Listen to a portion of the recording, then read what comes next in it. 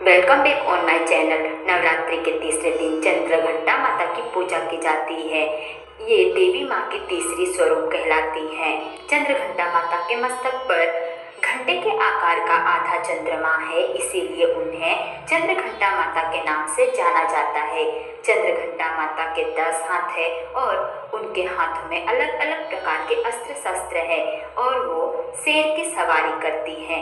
चंद्रघंटा माता बहुत ही कल्याणकारी हैं और जो भी भक्त इनकी श्रद्धा से पूरी पूजा करता है वो उनके सारे कष्टों को हल लेती हैं और सभी प्रकार के सुख प्रदान करती हैं। पौराणिक कथा के अनुसार ऐसा कहा जाता है कि महिषासुर नामक असुर था। वह देवताओं को युद्ध में पराजित करके उनके सिंहासन को छीन ले रहा था। यहाँ तक कि महिषासुर ने इंद्रदेव को भी युद्ध में पराजित कर दिया और उनसे उनका स्वर्ग भी छीन लिया। आखिरकार सारे देवतागण महिषासुर से बहुत ही ज्यादा परेशान हो गए और सारे देवतागण परेशान होकर त्रिदेव ब्रह्मा, विष्णु और महेश के पास पहुंचे। तब जैसे ही सारे देवताओं ने महिषासुर के बारे में त्रिदेव को बताया तो ब्रह्मा, विष्णु और महेश बहुत ही ज्यादा क्रोधित हुए और उनके क्रोध की ऊर्जा से एक देवी उत्पन्न हुई।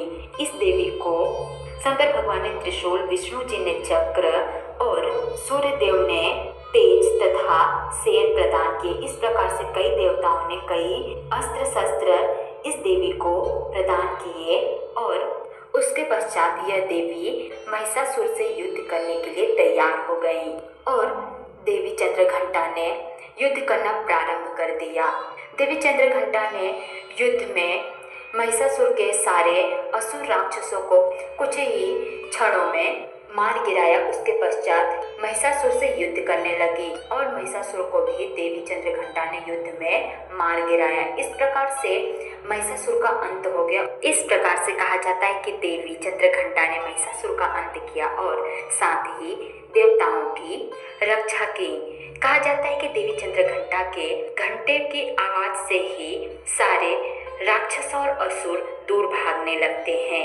कहा जाता है कि देवी चंद्रघंटा को दूध बहुत पसंद है, इसलिए देवी को दूध से बनी हुई चीजों का भोग लगाना चाहिए, जैसे कि केसर की खीर, दूध से बनी मिठाई या फिर पेड़े का भोग लगाना चाहिए और साथ ही देवी को सफेद कमल या पीले गुलाब की माला अर्पित करनी चाहिए। देवी के सामने तेल या घी का दीपक जलाना चाहिए और साथ ही दुर्गा चालीसा, दुर्गा स्तुति या दुर्गा सप्तमी का पाठ करना चाहिए।